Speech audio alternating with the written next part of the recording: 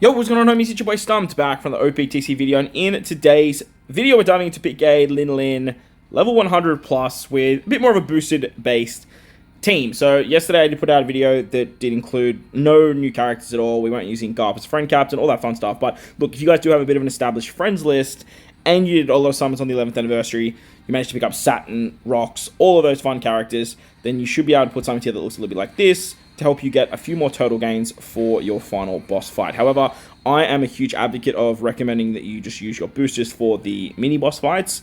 Utilizing those particular fights is a great way at building up total gains, and then that way when you move into the final boss after level 100 plus, you can basically just run whatever you like and just gain all your totals from those two mini bosses, because you will always have to fight both of them after level 100. Now you can stay on level 40, 60, 80, 100, anything that ends in a 0 is also going to apply that, and then you can just sort of farm it out that way if you guys want to make the most of utilizing a team like, say, this on the lower levels to make it a little bit easier for you as well. But as you can see, on turn 3 we come against Kaido. Kaido gives us 3 turns of a special limit. He also gives you 6 turns of Bind and Despair. But with Garp as a friend captain, as long as you have 5 Egghead characters on the team, so as you can see, we have the 5 Egghead characters, and then we're using Nami Karina, because Nami Karina gives us Georbs, and they're just like an extra drop, basically.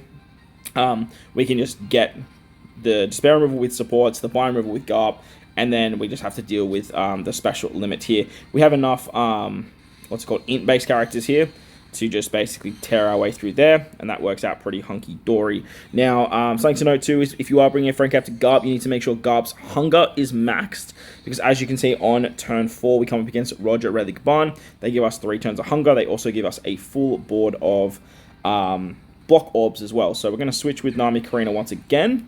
That's going to allow us to go into the Nami variant. We want to be able to switch into Karina on the final stage. We can use the Rocks Pirate special here.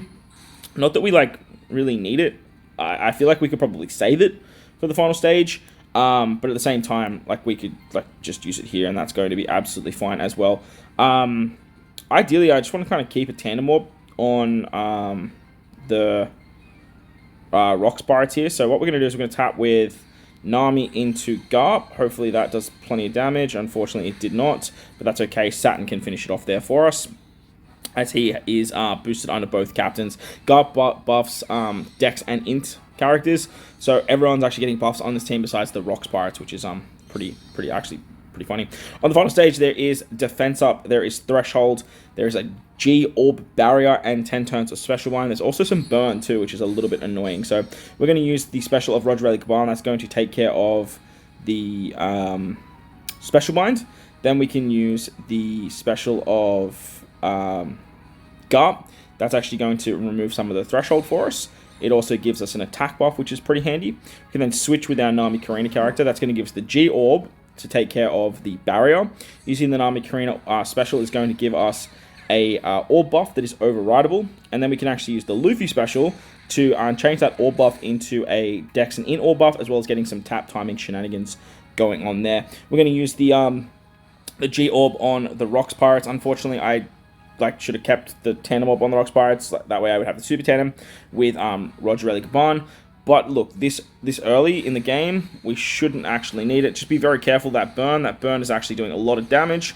Totally spaced on that one. So maybe try and bring someone that can, like a Zoro on Roger Relic Barn, that can just give you a bit of a chain boost. You could also probably use something like Frankie and Sanji over the Luffy unit, if you can just find a Despair support. That way you can get a chain boundary to make the burn a little bit more bearable. I don't really think there's too many burn characters that have Despair removing supports that can kind of help out there, but obviously you have the access to something like the Kizuna Legend Otama on your Rocks Pirates, as well as utilizing a ship to help with some Despair there too. So you could probably chop and change the team just a little bit, but for now, that's sort of more of a low investment team, utilizing some of the new characters that I've kind of come to terms with as of right now. But hopefully you guys enjoy the video. If you do, bell the like button, hit the subscribe button, do all that good stuff. Most importantly, wherever you guys are in this beautiful world, please enjoy the rest of your day. As always, homies, thank you for watching, and I'll catch you all in the next one. Later!